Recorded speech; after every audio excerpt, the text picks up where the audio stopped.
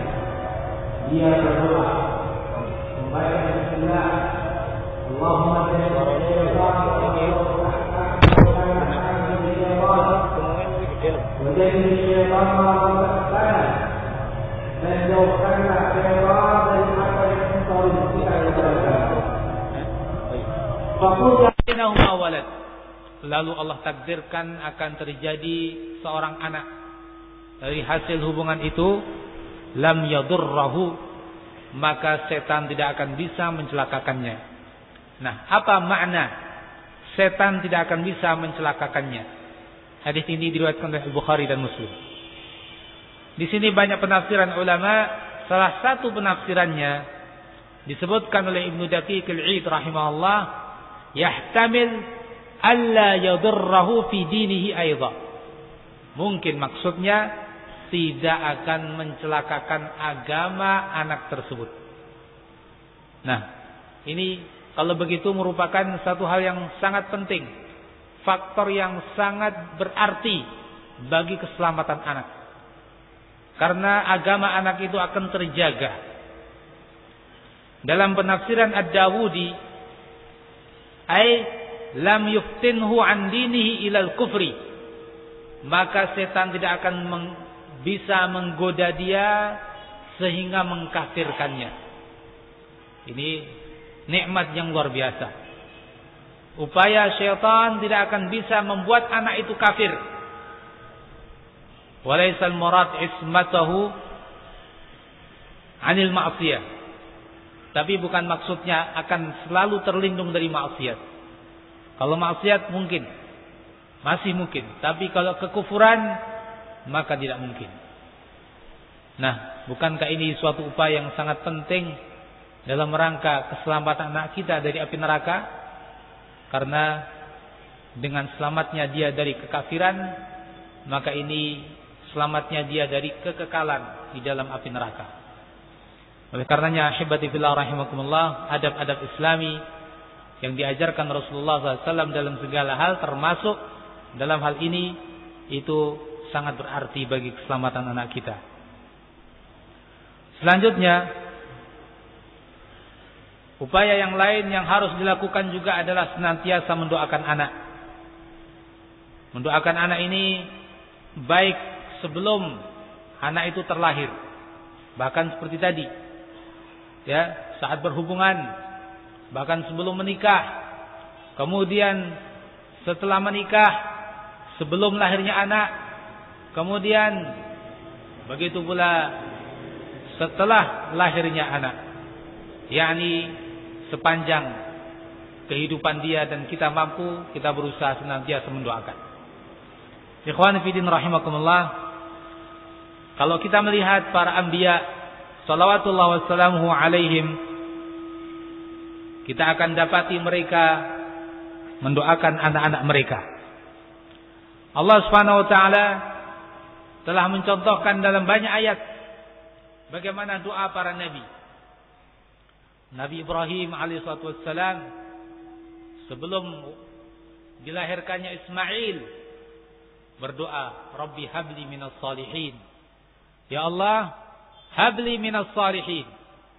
Berikan kepadaku anak dari anak-anak yang saleh. Kemudian Nabi Ibrahim juga berdoa, wajnubni wa baniya an na'budal asnam. Ya Allah, jauhkanlah aku dan anak-anakku untuk beribadah kepada berhala-berhala. Nabi Ibrahim juga berdoa, Rabbi ja'alni muqimas shalah wa min dzurriyyati. Ya Allah, jadikanlah aku dan juga anak-anak turunku sebagai orang-orang yang senantiasa menegakkan salat. Ini doa-doa Nabi Ibrahim. Nabi-nabi yang lain juga seperti itu. Allah kisahkan Nabi Zakaria berdoa, hunalika da'a Zakaria rabbahu qala rabbi habli min ladunka dzurriyyatan thayyibah. Di sanalah Zakaria berdoa, meminta kepada Rabbnya, wahai Rabbku, karuniakan kepadaku dari sisimu dzurriyyatan thayyibah, keturunan yang baik. Innaka sami'ud du'a, sesungguhnya engkau maha mendengar doa-doa. Allah Azza wa Jalla juga mengajarkan dalam surat Al-Ahqaf ayat yang ke-15. Rabbi auzi'ni an ashkura ni'mataka allati an'amta 'alayya wa 'ala walidayya wa an a'mala salihan tardahu wa aslih li fi dzurriyyati. Wa aslih li fi dzurriyyati, ya Allah, perbaiki untukku pada anak-anakku. Inni tubtu ilaika wa inni minal muslimin. Nah, ikhwan fillah rahimakumullah, doa ini perannya sangat penting sekali.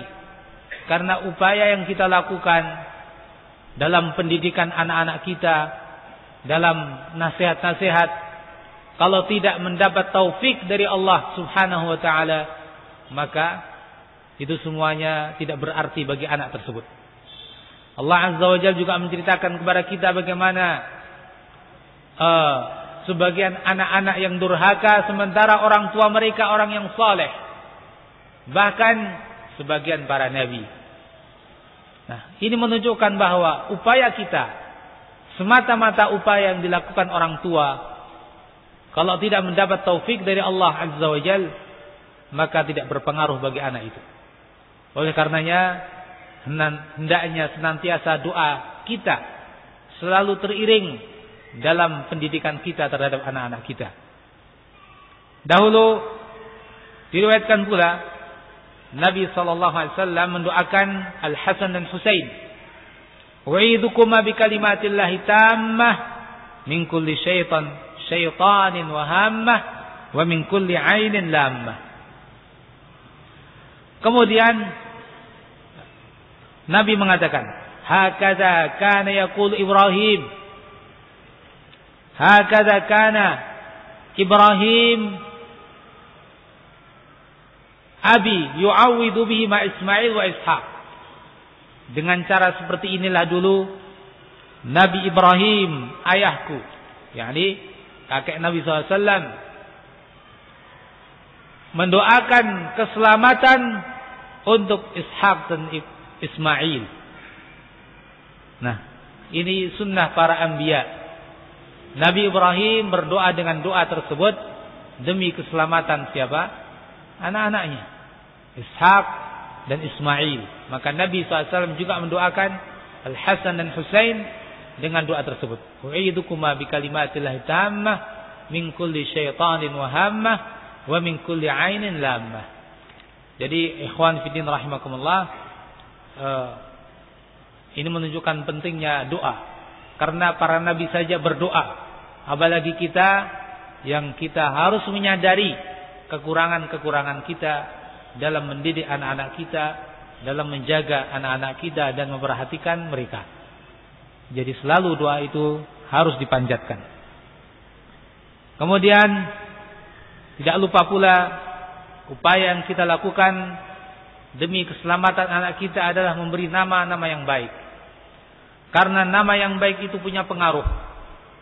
Ibnul Qayyim rahimahullah telah menerangkan di dalam sebagian kitab beliau, terkhusus dalam kitabnya Tuhfatul Wadud. Beliau mengatakan, dalam kitabnya Zadul Ma'ad, beliau mengatakan, "Lama kanatil asma' qawalib lil ma'ani wa dalah 'alayha iqtadatil hikmah an yakuna bainaha wa bainaha irtibatun wa tanasubun wa alla yakuna al ma'na ma'aha bi manzilatil ajnabi al mahd allati la ta'alluqa biha." Kemudian beliau mengatakan, "Bal lil asma' ta'sirun fil musammayat walil musammayat ta'assurun an asma'iha fil husni wal qubhi." Kata beliau, ketika suatu nama itu merupakan ungkapan dari suatu makna, suatu nama ungkapan dari suatu makna dan menunjukkan maknanya, maka hikmah Allah Azza wa Jalla menghendaki adanya keterkaitan antara keduanya. Lalu beliau mengatakan, jadi nama-nama itu punya pengaruh pada sesuatu yang dinamai. Dan yang dinamai itu terpengaruhi pula oleh nama-namanya. Dalam hal kebaikan dan dalam hal keburukan.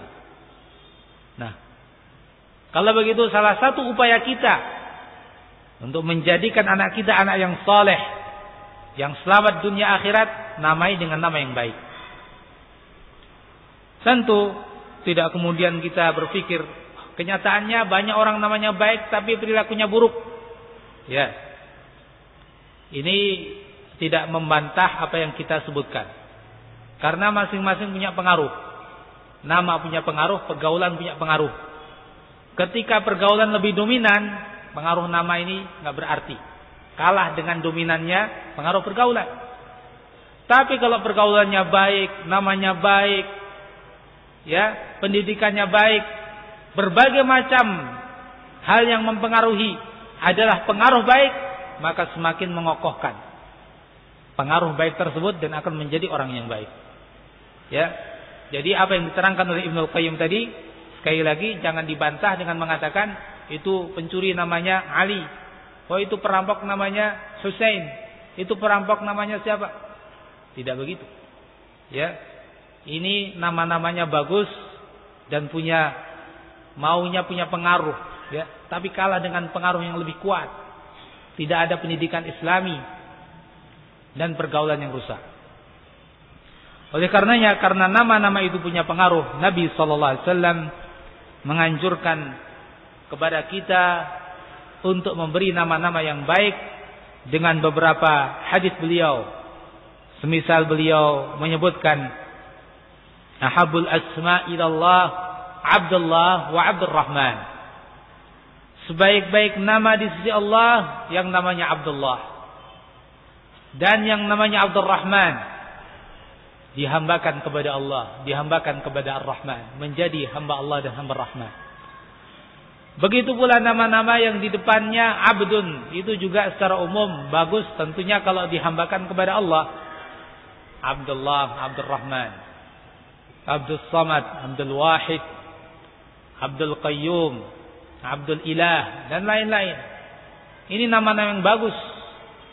Dan kita harapkan punya pengaruh yang bagus pada nama-nama, pada anak-anak tersebut yang diberi nama-nama itu. Wa asdaqul asma al-Harith wal Hammam. Nama yang paling benar adalah nama Al-Harith dan Hammam. Ikhwani fillah rahimakumullah, tentunya tidak terluput pula dari ingatan kita. Nabi SAW sampai mengganti beberapa nama, ya, demi kepentingan ini.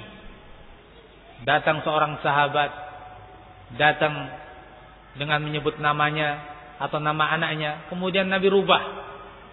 Walaupun sudah tua, dirubah oleh Nabi ketika nama-nama itu nama yang jelek, baik laki-laki maupun perempuan.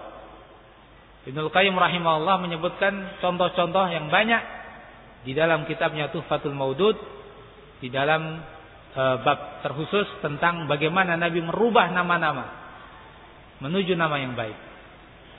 Jadi kalau begitu, kembali kepada masalah kita, salah satu upaya yang kita lakukan adalah memberi nama kepada anak-anak kita nama-nama yang baik. Baik maknanya, ya. Sekarang ini kenyataannya orang milih nama yang baik, tapi baik apanya? Baik terdengarnya. Maknanya apa? Maknanya wallahu a'lam. Kadang-kadang singkatan, ya, tanggal lahir, bulan sama tahunnya disingkat. Kelihatannya Masya Allah, ya, wal yatalattaf. Kelihatannya kayak nama mana? Soviet, wal yatalattaf. Nah, itu kan fi'il amr itu. Kata kerja, kata perintah.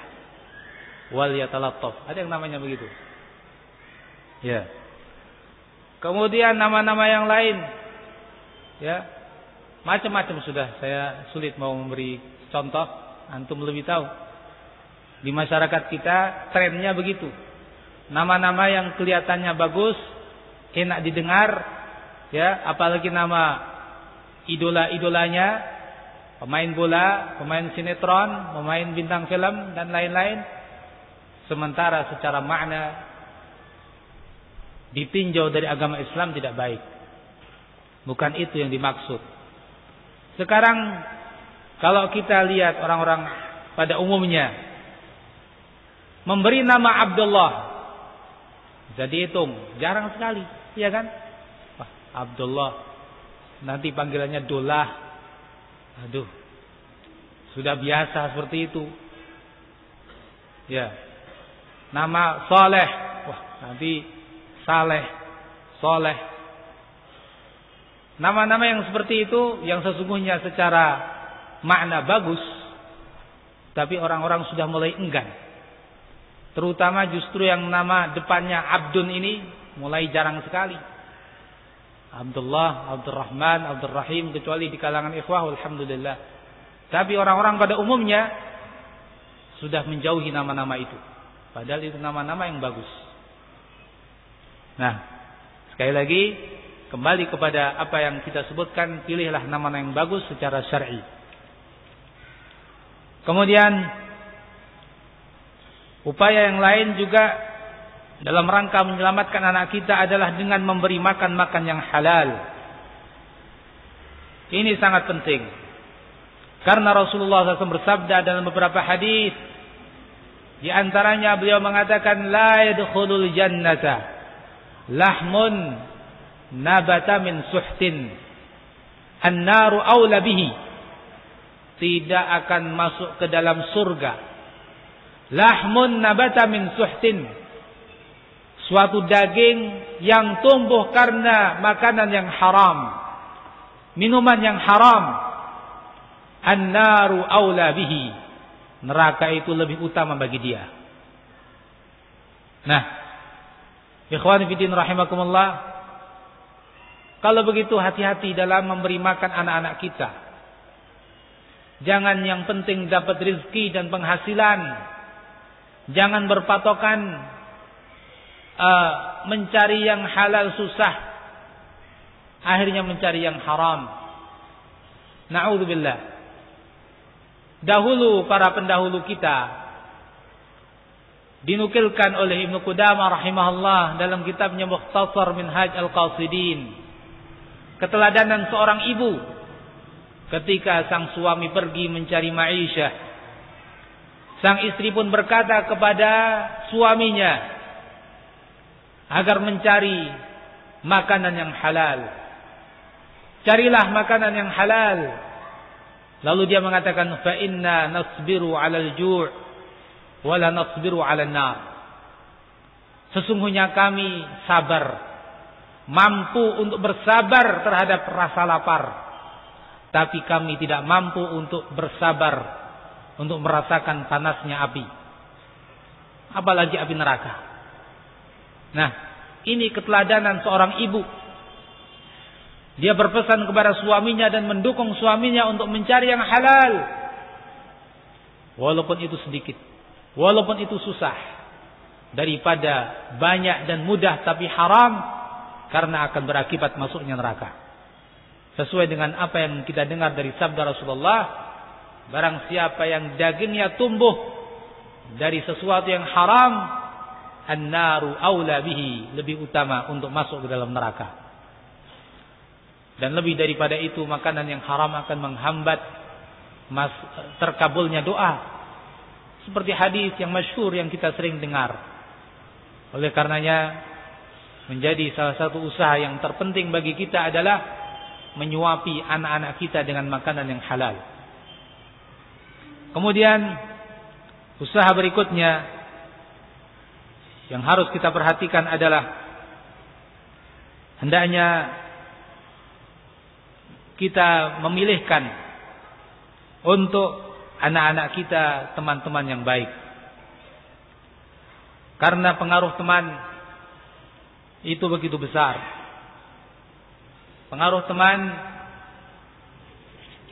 seperti yang disabdakan Rasulullah sallallahu alaihi wasallam dalam hadis, "Mathalu al-jalis as-salih kahamil al-misk."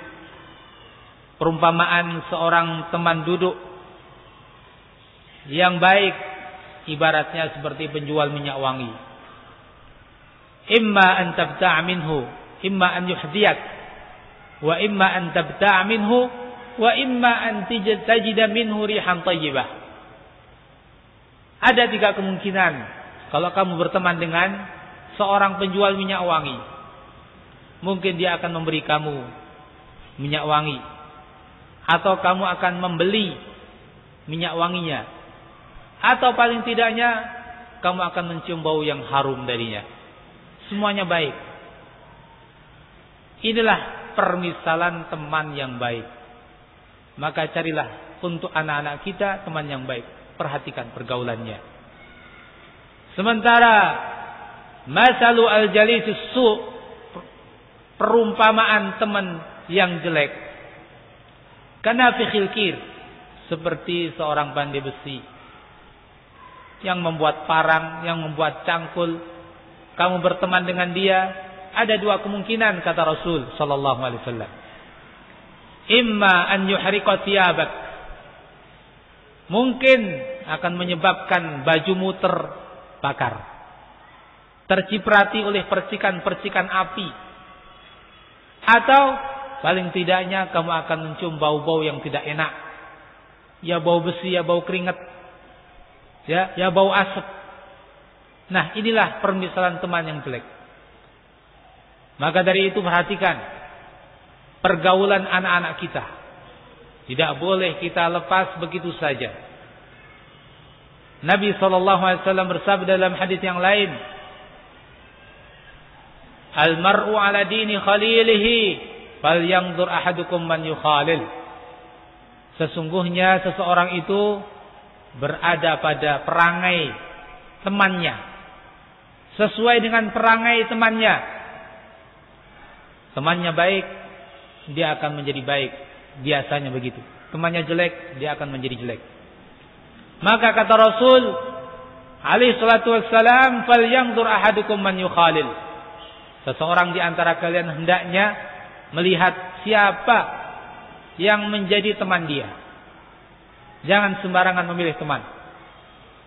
Dahulu disebutkan oleh penyair, Hanil mar'i la tas'al wa absir qarinahu, fa kullu qarinin bil muqarani yaqtadi. Tentang seseorang tidak perlu kamu bertanya. Lihat saja temannya siapa. Karena setiap teman akan meniru temannya. Maka ahibati fillah rahimakumullah, kewajiban orang tua hendaknya perhatian dalam hal pergaulan anak-anaknya. Karena kita mengetahui di masa sekarang ini pergaulan begitu mengerikan, baik dalam lingkungan rumah, lingkungan sekolah, dan lingkungan macam-macam. Ya, komunitas-komunitas kecil maupun besar dibentuk. Kelompok ini, kelompok itu, teman ini, teman itu, yang isinya macam-macam.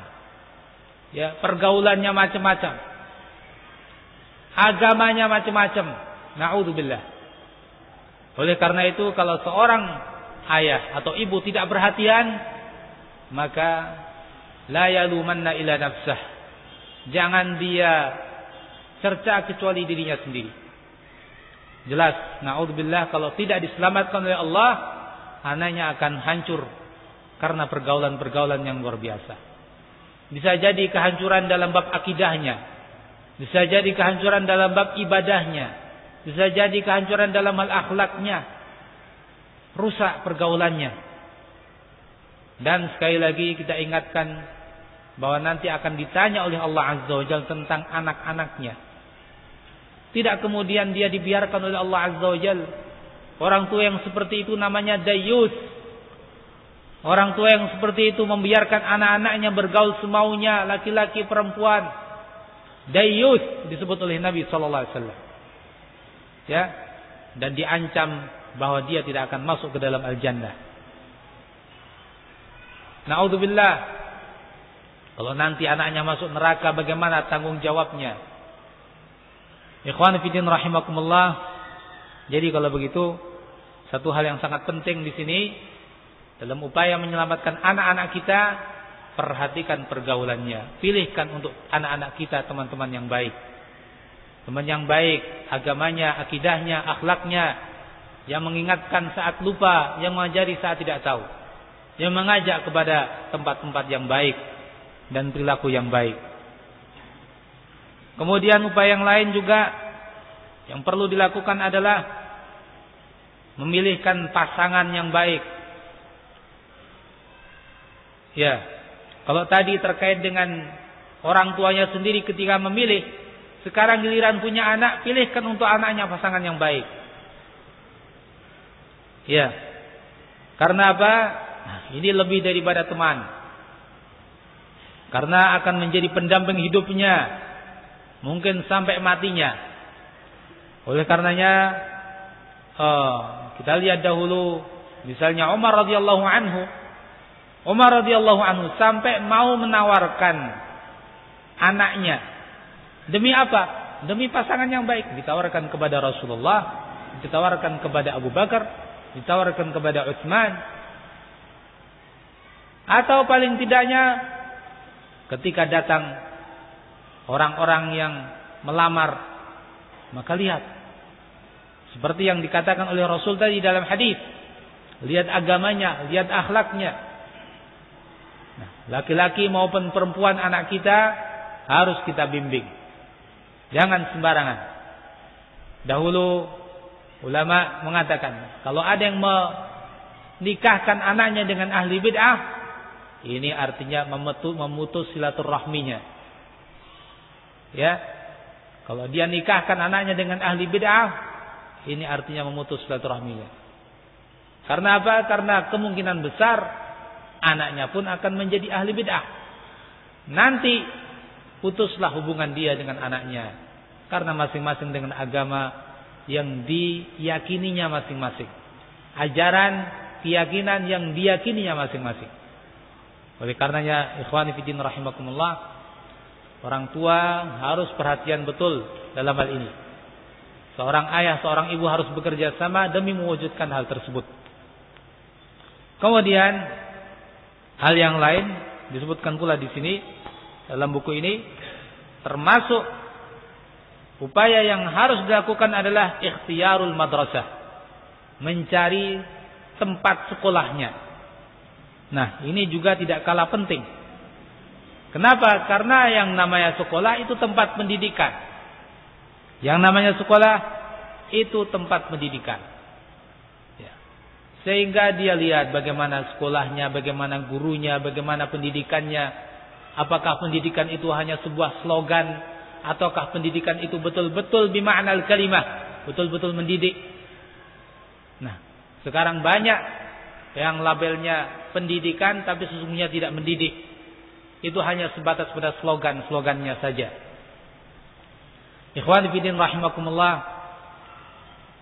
sungguh suatu kerugian seorang sudah mengeluarkan hartanya, mengeluarkan waktunya, bahkan bagaimana dia rela anaknya dididik oleh orang-orang yang tidak mendidik. Ya, dia memberikan anaknya kepada seseorang untuk diapakan di situ? Maksudnya kan untuk dididik. Tapi ternyata bukan pendidikan yang sesungguhnya yang dia dapat. Yang diajarkan sesuatu yang bertentangan dengan agama, dalam perilaku tidak diperhatikan, tidak dididik. Ini subhanallah, yakni hal yang kalau kita pikirkan sejenak saja tidak bisa kita terima dengan akal sehat kita. Bagaimana kita mau memberikan anak-anak kita ke tempat yang akhirnya bukan menguntungkan anak kita dari sisi agamanya, tapi justru merugikan. Maka dari itu, ikhwan fillah rahimakumullah, memilih tempat pendidikan yang baik itu juga merupakan tanggung jawab orang tua dan hak anak terhadap orang tua. Disayangkan masyarakat kita ini terbentuk pada mereka suatu image yang jelek terhadap yang namanya pesantren. Pesantren itu biasanya tempat penitipan anak-anak nakal. Setelah anak ini dididik susah, diajari susah, sudah masuk pesantren saja. Ya. Atau sudah di sana sini nggak diterima, sekolah favorit nggak diterima, pendaftaran di sana sini sudah tutup, sudahlah masukkan pesantren. Padahal tujuan daripada didirikannya pesantren untuk mencetak apa? Para dai, para ulama yang mengajari umat. Nah, kalau yang dimasukkan ke situ itu orang-orang yang tidak karuan, nanti jadi dai apa itu nanti? Ya. Jadi ustadz apa nanti? Jadi ulama apa? Mau mendidik umat atau merusak umat kalau ya bahan dasarnya ini sudah seperti ini. Mestinya yang pesantren itu orang-orang yang jenius.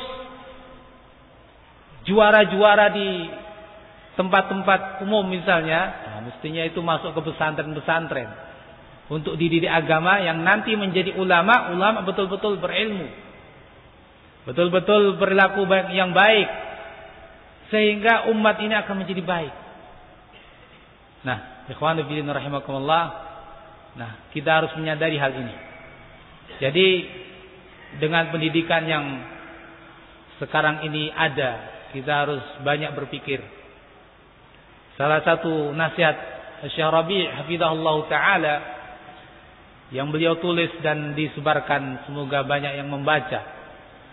Ketika berbagai masalah dan problem di dunia ini muncul, yang ini yang itu macam-macam, nggak bisa dihitung. Beliau mengatakan, coba periksa kembali sistem-sistem pendidikan kalian. Yang namanya sekolah, kata beliau, sudah nggak terhitung, ribuan, nggak terhitung. Tapi apa yang muncul dari mereka? Ulama-ulama? Bukan ulama-ulama yang muncul. Dan bahkan munculnya ulama bukan dari situ. Padahal umat ini membutuhkan ulama yang begitu banyak. Kita di Indonesia yang umatnya sudah begitu banyak, mana ulamanya? Sekolahnya berapa? Perguruan tingginya berapa? Mana ulamanya? Nah, jadi saya mengambil suatu pelajaran dari nasihat beliau ini, dan semoga juga mengambil pelajaran pula yang lain. Periksa kembali sistem pengajaran sekolah-sekolah. Ya. Mana yang dihasilkan dari sekolah-sekolah tersebut demi kebaikan umat dari sisi agama dan perilakunya, moralnya. Ikhwan fillah rahimakumullah. Nah, kita hendaknya memulai paling tidak dari diri kita masing-masing. Kita sadari dan kita ingatkan diri kita agar kita kemudian bisa memberikan untuk diri kita terlebih dahulu sebelum orang lain, kemudian keluarga kita, kemudian umat kalau bisa, hal yang terbaik untuk di dunia dan di akhirat. Demikian ahibati fillah rahimakumullah. Dan tentunya hal yang tadi kita sebutkan ya masih menuntut banyak hal yang lain untuk kita sebutkan, tapi karena kondisi yang tidak memungkinkan, maka kiranya apa yang kita sebutkan ini menjadi pengingat buat kita akan kewajiban kita mendidik anak-anak kita dengan didikan agama, dari mulai tauhidullah, kemudian akidah-akidah yang lain, kemudian tata cara ibadah yang benar, kemudian perilaku dan akhlak yang benar. Ya. Tentu tidak terluput dari kita bagaimana Nabi mewasiatkan kepada Abdullah bin Abbas wasiat-wasiat penting. Nabi mewasiatkan kepada anak-anak yang lain wasiat-wasiat yang penting. Apakah adab, ibadah ataupun akidah, ini semuanya tidak jarang kita dengarkan. Nah, itu hendaknya menjadi contoh buat kita bagaimana kita mendidik anak-anak kita supaya menjadi anak-anak yang saleh, anak-anak yang bermanfaat bagi kita dunia dan akhirat kita. Allah taala a'lam. Sallallahu ala Muhammad walhamdulillahirabbil alamin.